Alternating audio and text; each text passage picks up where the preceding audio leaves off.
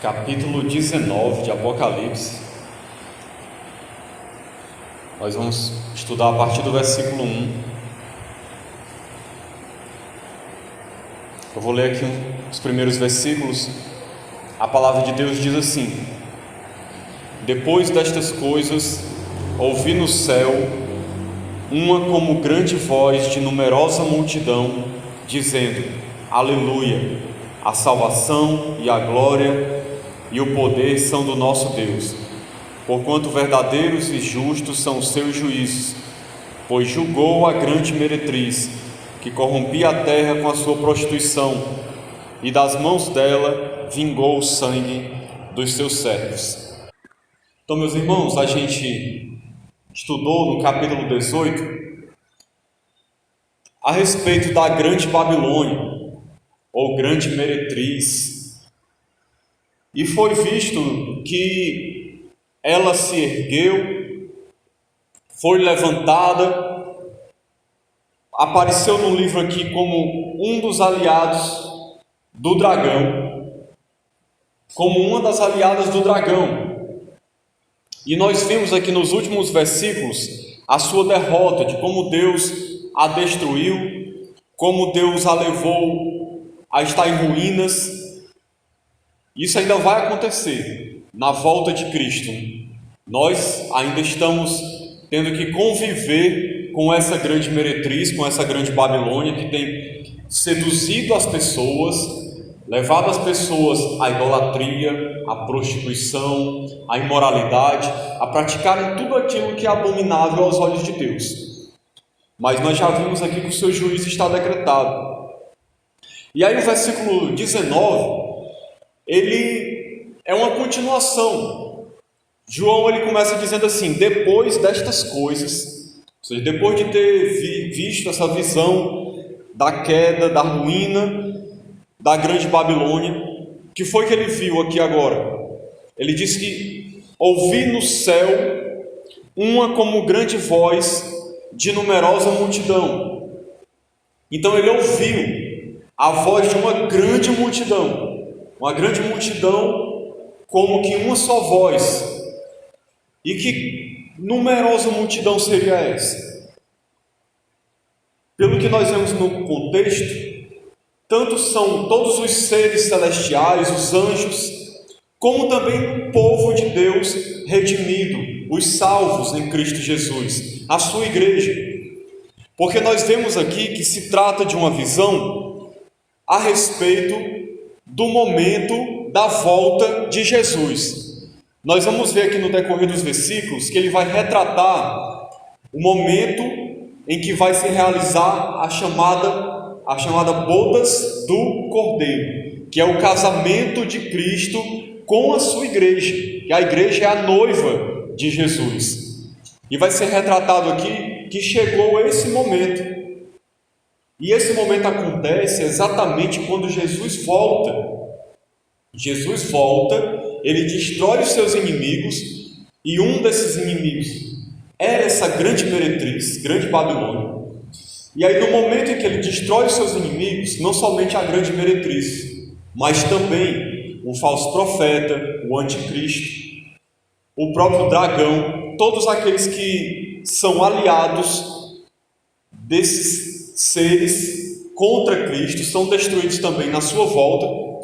Ele retrata isso em outros momentos, mas no momento aqui ele vai relatar o júbilo, a alegria celestial dos anjos e do povo de Deus nesse momento específico da história. Quando Jesus volta, trouxe uma grande adoração, uma grande alegria, louvor, júbilo, algo maravilhoso. Por quê? Porque é um momento que ainda vai acontecer, né? Nós vamos estar lá, um momento muito marcante e glorioso da história, um momento aguardado com ansiedade pela igreja, pelos anjos também, um momento histórico, que é o momento das bodas do Cordeiro. Então é por isso que ele ouve essa voz dessa numerosa multidão. E o que essa numerosa multidão está dizendo? Ele vai relatar aqui: Aleluia! A salvação e a glória e o poder são do nosso Deus. Então, essa numerosa multidão está adorando a Deus, louvando ao Senhor, glorificando o seu nome.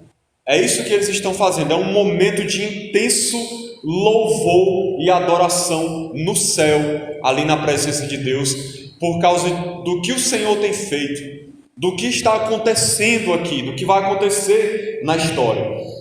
E ele começa dizendo, aleluia. E eu vou explicar para você aqui rapidamente o significado dessa palavra, porque é interessante a gente saber. Muitas vezes a gente até fala aleluia no culto, e eu acho que muitas pessoas nem sabem o que significa aleluia. Ela só entende que é uma palavra de adoração a Deus, mas não entende o significado da palavra. A palavra aleluia, ela é uma palavra derivada de uma palavra hebraica, que é aleluia.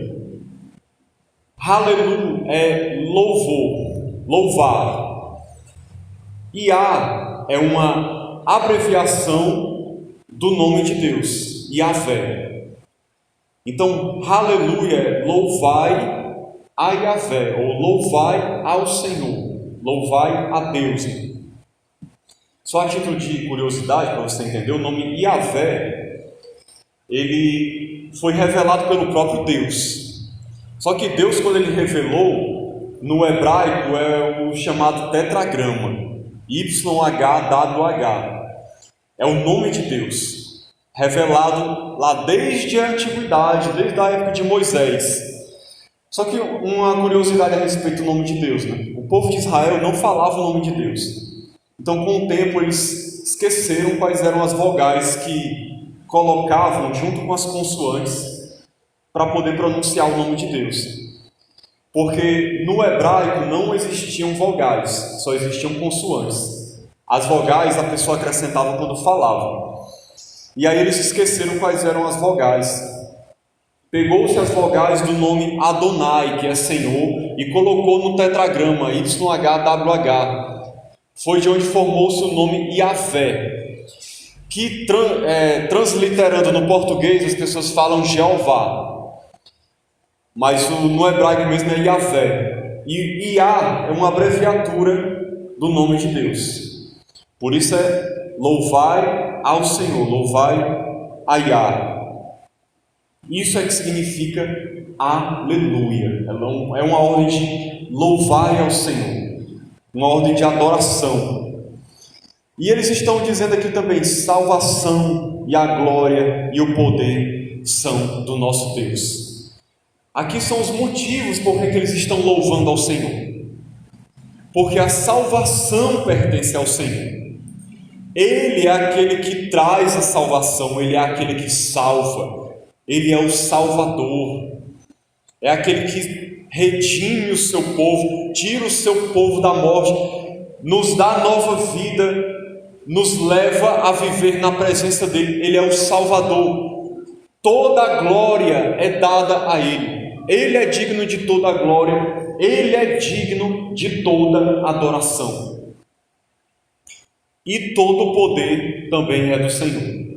Então aqui os anjos e o povo de Deus estão louvando a Deus por tudo isso, por Ele ter trazido essa grande salvação, por ter toda a glória, todo o poder, ser digno de toda a glória e de todo o poder. Esse aqui, irmãos, é um momento de grande exaltação, de grande alegria na presença de Deus, de ver o que o Senhor vai realizar. Tente se imaginar nessa cena, naquele dia, quando você estiver glorificado ali na presença de Deus. Vai ser um dos momentos mais gloriosos da história. Você está diante de Jesus, num corpo glorificado, totalmente restaurado ali diante de Deus, vendo a glória do Senhor no céu, vendo o Senhor tendo feito justiça na terra, derrotando todos os seus inimigos, e ali Deus restaurando todas as coisas. Vai ser uma alegria, irmãos, que não dá nem para expressar em palavras. O tamanho do júbilo, da alegria que o povo de Deus e os anjos vão estar sentindo nessa hora. E essas palavras estão expressando isso. E eles continuam dizendo: porquanto verdadeiros e justos são os seus juízos, pois julgou a grande meretriz que corrompia a terra com a sua prostituição. Então eles estão louvando ao Senhor, porque o Senhor executou a sua justiça. Os seus juízos, ou seja, os seus atos de justiça, são verdadeiros e justos. Em outras palavras, quando Deus executa o seu juízo, que é o que Ele vai fazer, através de Cristo aqui na sua volta, Ele é verdadeiro, Ele é justo.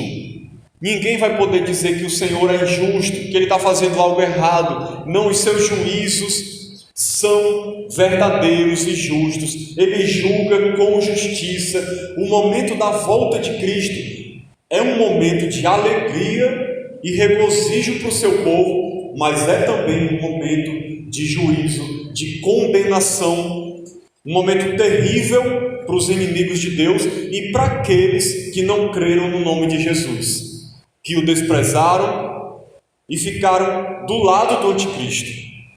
Vai ser um momento de grande juízo. E no caso aqui especificamente ele fala do juízo contra a grande meretriz, que corrompia a terra com a sua prostituição. Prostituição aqui também é sinônimo de idolatria. Essa grande Babilônia, que é esse sistema mundano, contrário a Deus, levou as pessoas à idolatria, a se afastarem de Deus, a se corromperem, a se prostituírem espiritualmente e também fisicamente. Por causa disso é que esse sistema vai ser julgado, mas não apenas o mundo em si vai acabar, todo esse sistema maligno e pecaminoso, mas também todos aqueles que estão associados a ele, que participam dele, que estão usufruindo dos seus prazeres, da sua idolatria, da sua imoralidade, de tudo aquilo que é errado. Essas pessoas também vão ser alvos do juízo de Deus, desses verdadeiros e justos juízos de Deus na volta de Jesus. A volta de Jesus é um momento que vai trazer condenação, e condenação eterna, porque a partir daquele momento não vai haver chance nenhuma de salvação. Esse é o momento especificamente onde a porta vai ser fechada, a porta da salvação. Acabou-se a graça de Deus. Quando Jesus voltar, Ele vem para levar o seu povo e Ele vem como um juiz para executar justiça na terra. Ele não vai mais oferecer salvação para as pessoas, Ele vai pegar a sua igreja e vai condenar os incrédulos. E Ele está sendo louvado por isso. Deus está sendo engrandecido por ser justo, por ser um juiz justo. E diz mais o texto: e das mãos dela vingou o sangue dos seus servos. Nós vimos, quando falou da grande Babilônia, que ela foi responsável por derramar o sangue dos servos de Deus. É até falado que ela estava embriagada com o sangue dos santos. Ela foi responsável por perseguir, por prender, por matar as pessoas que seguem a Cristo. É o que está acontecendo no mundo hoje, ainda vai acontecer numa escala muito maior. Esse sistema, dominado por Satanás, persegue o povo de Deus, mata o povo de Deus. E talvez eles pensem que vão ficar impunes, que nada vai acontecer, que não existe justiça, que Deus não está vendo, porque muitas dessas pessoas que oprimem o povo de Deus e matam a igreja do Senhor, são pessoas que vivem bem, na riqueza, têm saúde, são prósperas e estão indo bem nas suas vidas e acham que talvez nada vai acontecer com elas. Mas, irmãos, nós temos a certeza, vai chegar o dia da prestação de contas. É igual quando você compra alguma coisa num cartão de crédito e dá uma sensação de que você está levando para casa de graça, que você não pagou nada por aquilo ali, né? Passou só o cartão, não gastei nem dinheiro. Mas um dia a fatura chega e você vai ter que pagar. É do mesmo jeito. Um dia a fatura do pecado chega. As pessoas vão ter que prestar contas a Deus. Deus vai exercer o seu juízo e vai vingar o sangue dos seus servos. E Deus não está sendo mal por isso. Ele está aqui executando um atributo dele, que é justiça. O Senhor é justo e ele executa justiça. Se ele não fizesse isso, ele não seria Deus. Ele não seria um Deus justo e perfeito. E ele deixou muito claro na sua palavra que haveria esse dia de vingança. É por isso que ele fala lá em Romanos 12:19 que a gente não deve tornar a ninguém mal por mal. E a gente não deve se vingar de ninguém. Por quê? Porque ele diz: a mim pertence a vingança, eu retribuirei. Então não se preocupe. Às vezes a gente fica revoltado quando vê injustiça na terra. Não se preocupe. Deus, ele vai vingar todas as coisas. Ele é quem vai executar a vingança. Mas não imagine isso num sentido mal. Para nós a vingança é errada. Nós não temos essa autoridade, porque nós não julgamos com justiça. Mas ele que é o justo juiz, ele sim pode vingar o sangue dos seus servos. É isso que ele vai fazer. Ele vai vingar o sangue dos seus servos. Lembra lá em Apocalipse capítulo 6, que as almas estavam debaixo do trono, clamando e dizendo: Senhor, até quando? Até quando não vingarás o sangue dos seus servos? E o que foi que o Senhor disse? Esperem um pouco mais, até que se completem o número daqueles que também iriam ser martirizados. Porque não tinha chegado o momento ainda, mas agora, nesse capítulo aqui, já é mostrado o momento em que chega o juízo de Deus, para vingar o sangue dos seus servos. Versículo 3: segunda vez disseram: aleluia, e a sua fumaça sobe pelos séculos dos séculos. Então outra vez eles dizem, mais uma vez, aleluia, ou seja, louve ao Senhor, louvai ao Senhor, engrandecei o seu nome, é isso que eles estão dizendo.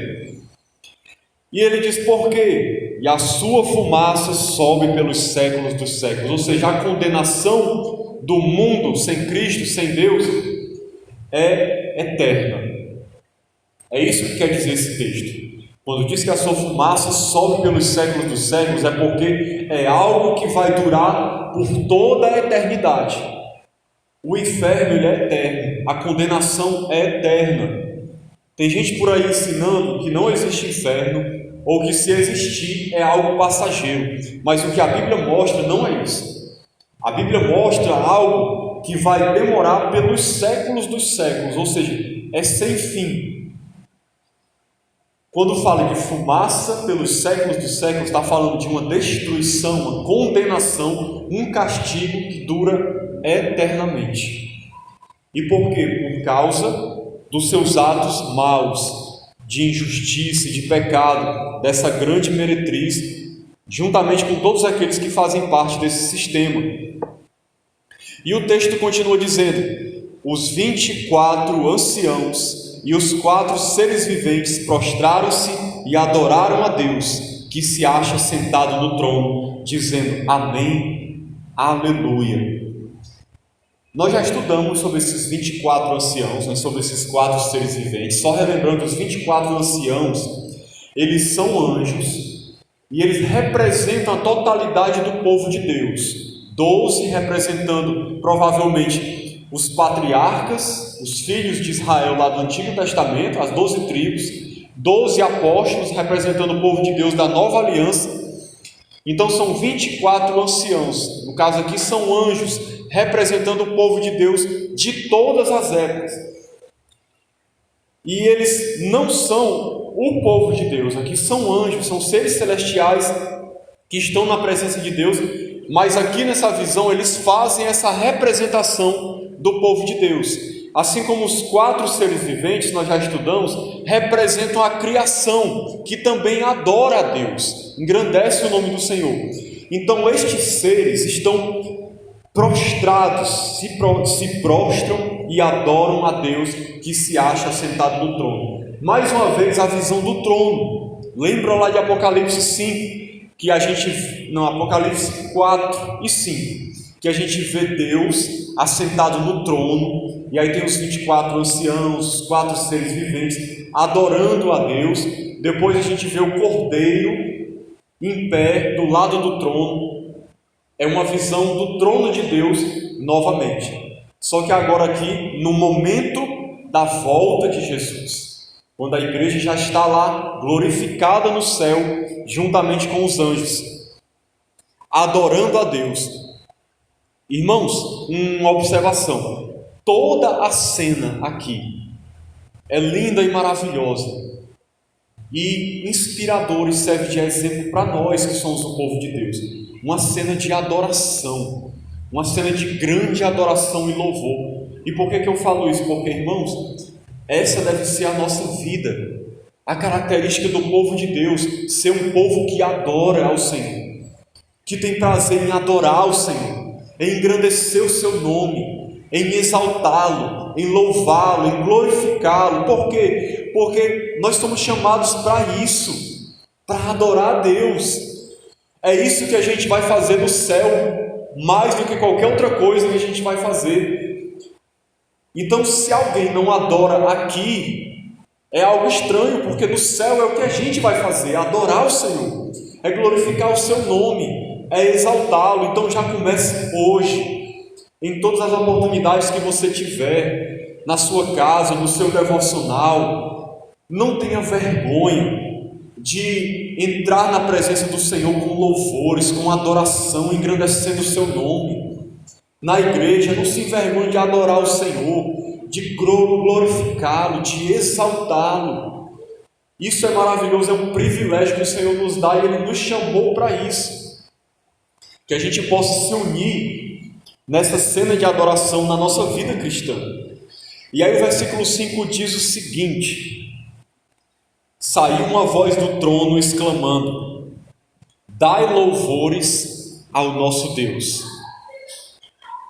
todos os seus servos, os que o temeis, os pequenos e os grandes. Então, mais uma vez aqui, a ordem para adorar a Deus. Essa frase, dai louvores ao nosso Deus, podia até ser substituída pela palavra aleluia. Todos os seus servos, inclui nós que vamos estar ali, sendo chamados ali naquela hora. O anjo vai estar dizendo: adore a Deus, todos vocês adorem, os pequenos e os grandes, todos. E aí o versículo 6 tem a obediência a essa ordem. Então ouvi uma como voz de numerosa multidão, novamente aqui a voz de numerosa multidão, como de muitas águas e como de fortes trovões, dizendo: aleluia. E por que eles estão louvando? Mais uma vez aqui, pois reina o Senhor, nosso Deus, o Todo-Poderoso. Por que Deus é louvado também aqui? Porque Ele reina. Ele reina. Ele é o Senhor Todo-Poderoso, o Rei. Nesse momento aqui, eu vou até ler para vocês, para os irmãos relembrarem o que vai acontecer. Eu vou ler aqui 1 Coríntios, capítulo 15, 24, relacionado a essa questão do reino.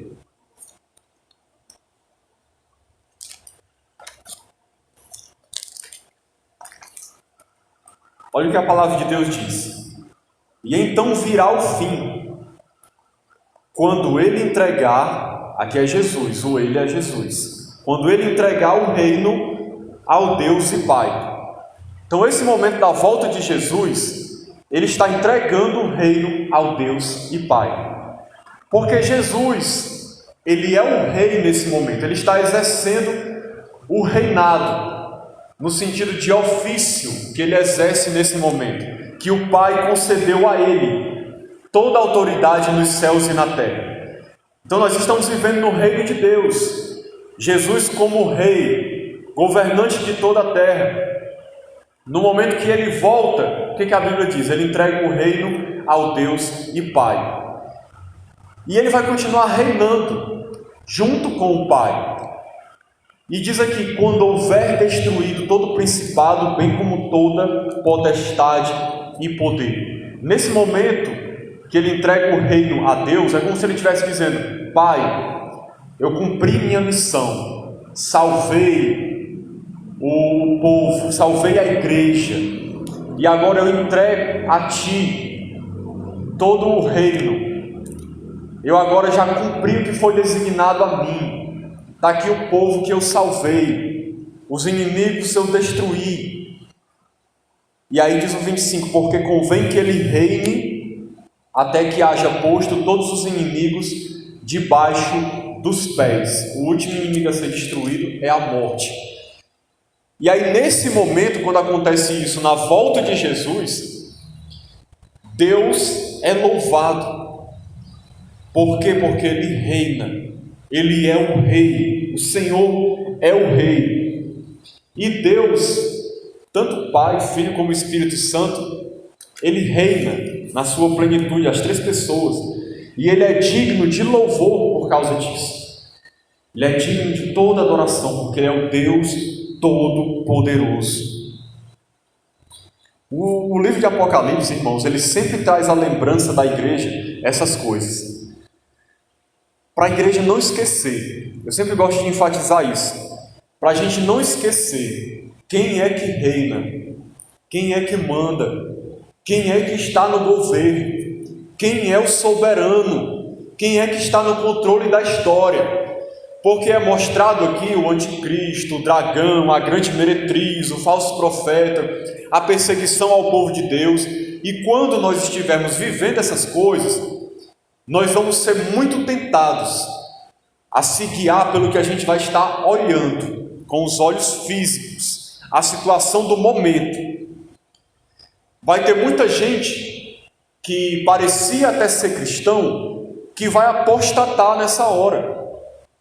Vai se afastar de Deus, porque vai parecer que Deus não reina, diante de toda a tribulação que a gente vai sofrer nessa terra. Mas a Bíblia faz questão de mostrar o tempo todo: o Senhor reina, Ele é o Todo-Poderoso. E aí o versículo 7 diz: alegremo-nos, exultemos e demo-lhes a glória, porque são chegadas as bodas do Cordeiro, cuja esposa a si mesma já se ataviou. Então esse momento vai ser um momento de grande alegria, alegria extrema, uma alegria como a gente nunca sentiu na nossa vida, irmãos. É algo que não dá nem para a gente descrever, porque a gente nunca sentiu. Vai ser o ápice, o topo da nossa alegria, porque vai ser o momento em que a gente vai encontrar o nosso Senhor. O veremos como Ele é, face a face. Estaremos em novos corpos. E aí vai começar as bodas do Cordeiro. Por que as bodas do Cordeiro? Porque a igreja, a sua noiva, já está ataviada, vestida, esperando esse casamento. É o grande momento que a igreja espera ansiosamente. É esse momento da volta de Jesus para ser celebrada as bodas do Cordeiro, que é o casamento do Cordeiro. Cordeiro porque Ele foi aquele que deu a sua vida pelo seu povo, morreu para salvar a sua igreja, para salvar todo aquele que crê. Ele morreu para poder nos levar a usufruir disso, dessa comunhão. Isso aqui é para mostrar a comunhão do seu povo com Jesus, com Deus. E esse momento aqui é chegada às bodas do Cordeiro. E a esposa, que somos nós, já vamos estar ataviados, ou seja, vestidos, preparados. Deixa eu fazer aqui uma breve explicação sobre essa questão escatológica das bodas do Cordeiro, porque existem visões diferentes a respeito dessa questão das bodas do Cordeiro. Se você for ouvir uma pregação de um irmão dispensacionalista, que entende que a era é dividida em várias dispensações, que Deus trata de maneira diferente com Israel e com a igreja.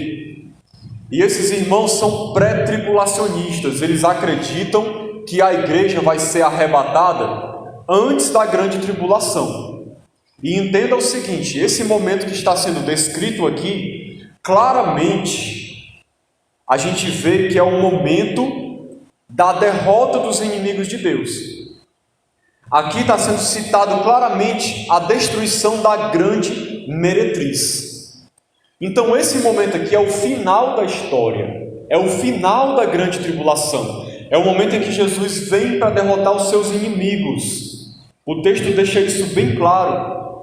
O contexto aqui, Deus é até louvado pela destruição da grande Babilônia. Então a volta de Cristo é colocada aqui como sendo no final da grande tribulação, e não antes da grande tribulação.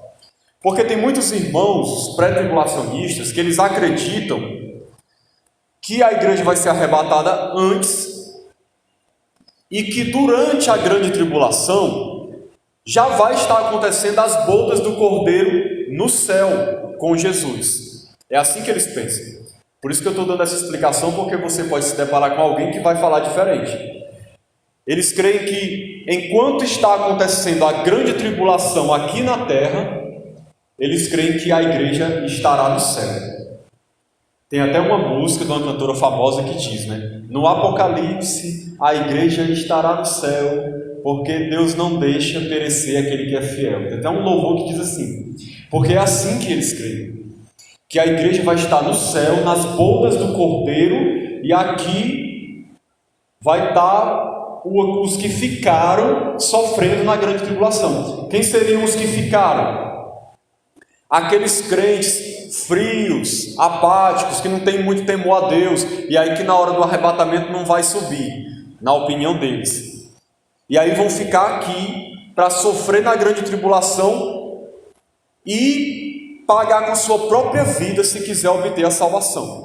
É assim que eles entendem, e que a grande tribulação vai ser um sofrimento para o povo de Israel. É até chamado de o tempo da aflição de Jacó, porque eles creem que a grande tribulação vai ser para Israel, que vai se converter nessa época e vão estar seguindo a Jesus, junto com os crentes incrédulos que não subiram no arrebatamento e vão ficar aqui sofrendo na grande tribulação, e a igreja vai estar nas bodas do Cordeiro durante a grande tribulação, mas no céu. Mas, irmãos, o texto aqui, na minha opinião, claramente não mostra isso. Você vê aqui as bodas do Cordeiro no final da grande tribulação, na volta de Jesus, depois da grande meretriz já ter sido destruída. Aí é que vai começar as bodas do Cordeiro. Depois da grande tribulação, que o Senhor vai festejar com o seu povo. E outra coisa, veja como seria estranho nessa teoria que eu falei do pré-tribulacionismo. Porque como é que vai haver um povo que vai estar celebrando as bodas do Cordeiro no céu, e vai haver outros crentes aqui na terra que vão ser salvos depois, e aí não vão participar das bodas do Cordeiro? As bodas do Cordeiro é para todo o povo de Deus. Para todo o povo de Deus. Interessante, irmãos. Deixa eu falar uma ilustração aqui,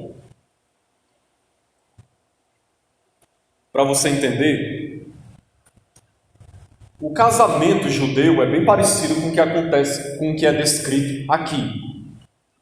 Serve até para a gente entender um pouco sobre os acontecimentos do fim. No casamento judeu, o noivo, ele vinha com a sua comitiva. Quando isso era noite, vinham os amigos do noivo, todos com tochas na mão, juntamente com o noivo, em direção à casa da noiva, do pai da noiva. E eles iam cantando e celebrando para poder o noivo buscar a noiva na sua casa. Lembra da parábola das 10 virgens? Que as 10 virgens são como se fossem madrinhas e estão ali esperando para poder entrar na casa. Só que elas não estavam preparadas. O noivo aparece e elas não estavam prontas. Então o noivo ele chega no casamento judeu, ele entra na casa da noiva e ele pega a noiva e sai em procissão, cortejo, junto o noivo, a noiva, os seus amigos, as suas amigas, para a casa dele, onde vai ser celebrado o casamento ou as bodas. E geralmente o casamento lá em Israel, a festa dura vários dias a festa de casamento. Então é muito parecido com o que vai acontecer com Jesus e a igreja. Nós somos a noiva, estamos aqui esperando a vinda do noivo. É diferente de como acontece o casamento na nossa cultura. Eu citei aqui o exemplo da cultura judaica para você poder entender. Porque na nossa cultura, o noivo fica esperando enquanto a noiva entra e vem em direção ao noivo. Mas no casamento judeu é diferente, o noivo vai buscar a noiva. E é o que Jesus faz, ele vem, na verdade, buscar a sua noiva, que já está pronta, preparada, esperando o noivo vir buscá-la, para poder levá-la de volta, para assim celebrar as bodas, o casamento. E é exatamente o que Jesus faz, ele vem, busca a sua noiva e a leva para celebrar as bodas do Cordeiro. Quanto tempo vai durar essas bodas, essas festas? Vai durar eternamente, irmãos. Nós vamos ter uma celebração eterna na presença de Deus. Depois desse dia aqui, é só festa, é só celebração, louvor. E o versículo 8 diz: pois lhe foi dado vestir-se, aqui falando da esposa, certo? Foi-lhe dado vestir-se de linho finíssimo, resplandecente e puro, porque o linho finíssimo são os atos de justiça dos santos. O linho era se não a melhor, uma das melhores roupas que existia na época. Eu acho que era o melhor tecido que tinha. Linho finíssimo era uma roupa de primeira qualidade. E por que é linho finíssimo e resplandecente e puro? Porque ele simboliza os atos de justiça dos santos. O que a palavra de Deus está mostrando aqui?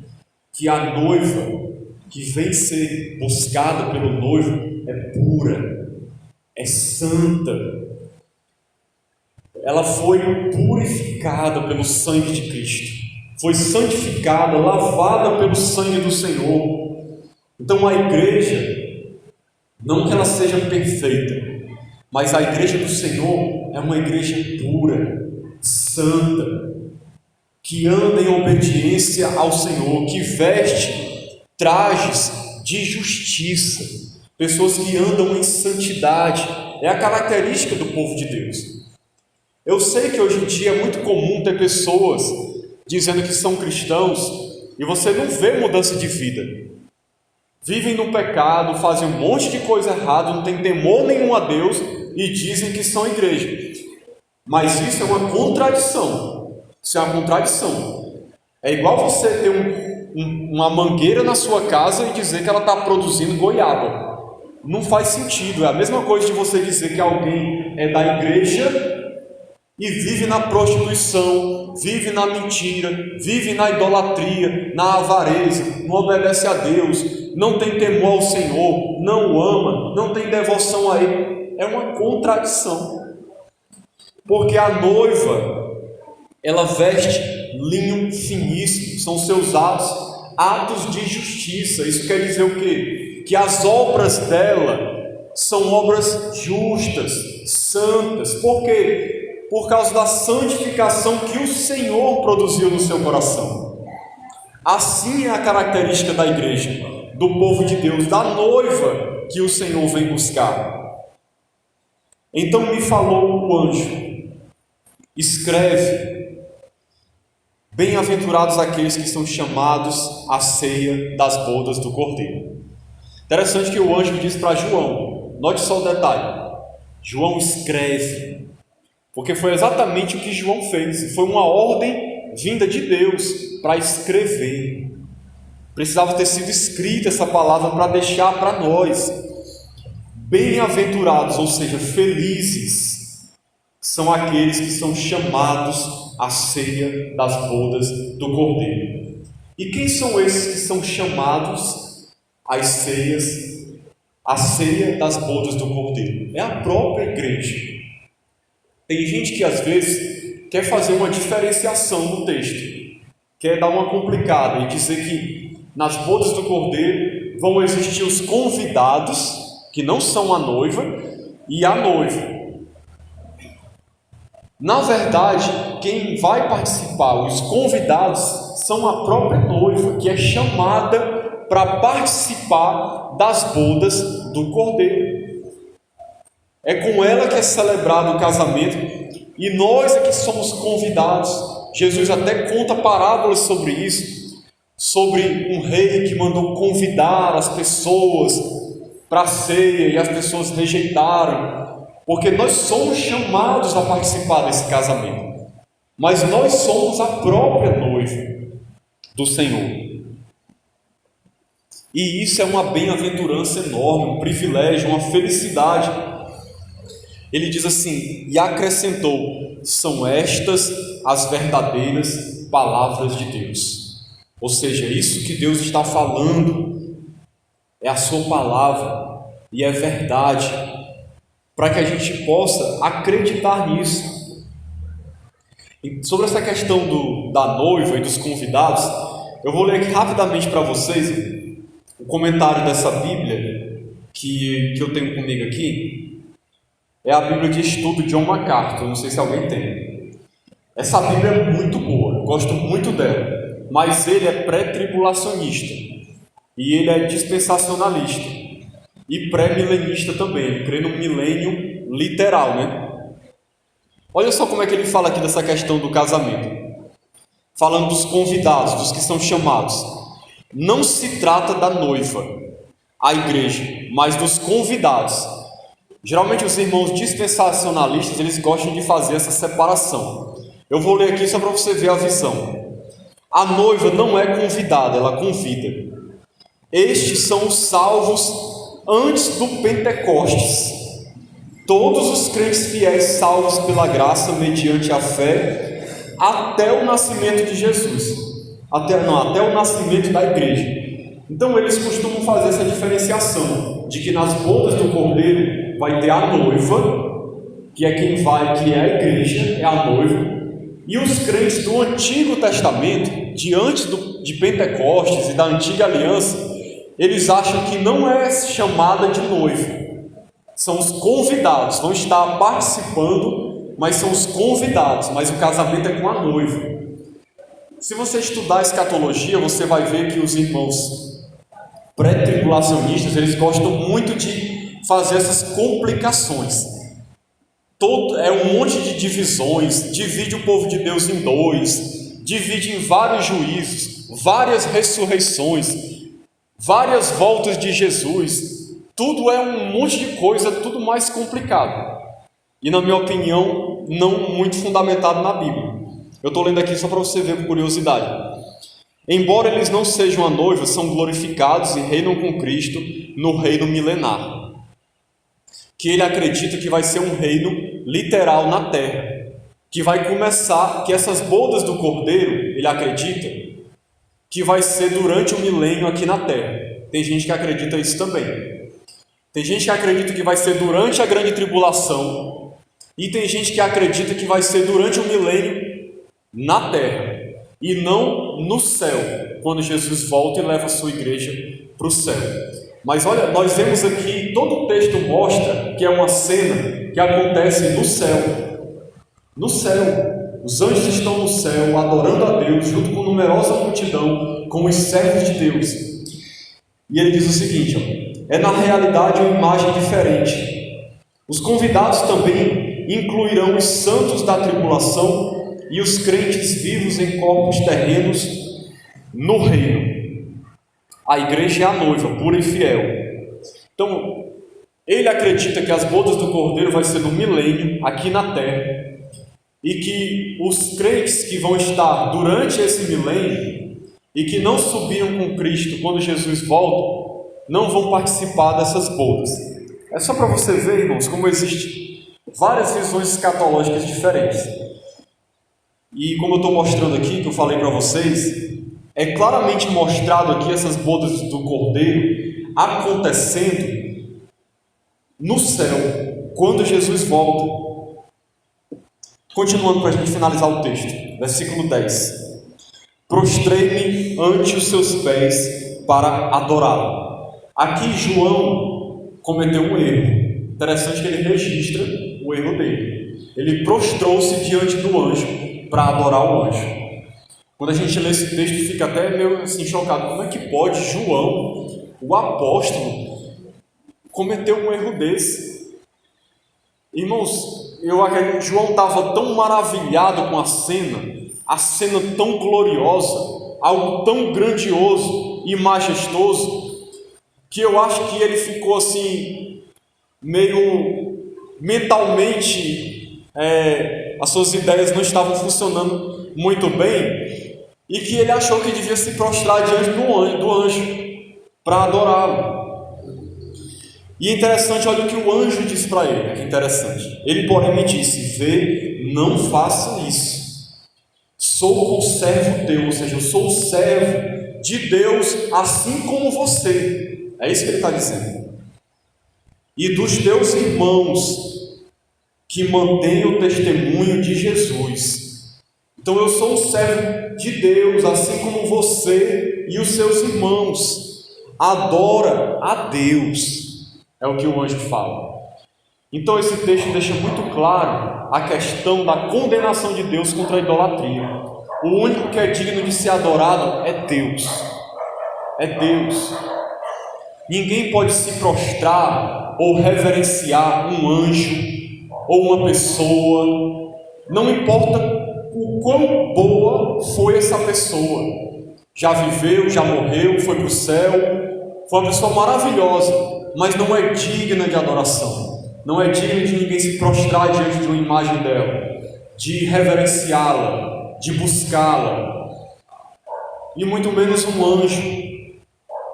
Haviam seitas naquela época que adoravam anjos. Então o próprio anjo condena a atitude de João e serve de ensinamento para as pessoas hoje, né? Pena que muita gente, em muitas igrejas por aí, não leem a Bíblia, né? Porque se leem um texto desse aqui, talvez seus olhos fossem abertos. Pois o testemunho de Jesus é o espírito da profecia. O que quer dizer isso? Que o testemunho de Jesus é aquilo que Jesus anuncia, aquilo que Jesus fala, que é o Evangelho, a palavra de Deus, é o espírito da profecia, ou seja, é o conteúdo principal da mensagem de Deus. É aquilo que Jesus falou, é o Evangelho, os seus ensinamentos. Então, meus irmãos, eu vou parar por aqui, certo? Então, que Deus nos abençoe e a gente possa compreender, ter compreendido o que Deus vai fazer, que vai acontecer no momento da volta de Jesus. Hoje nós estamos vendo isso aqui, lendo, imaginando, com muita vontade de estar lá, mas ainda não chegou a hora. Mas não se preocupe não, porque vai chegar o dia em que você vai estar vivendo essa cena aqui. Você vai viver essa cena, você não vai ler, você vai estar lá, participando das bodas do Cordeiro. Cada um de nós que crê no Senhor. Então que Deus nos abençoe, em nome de Jesus. Amém.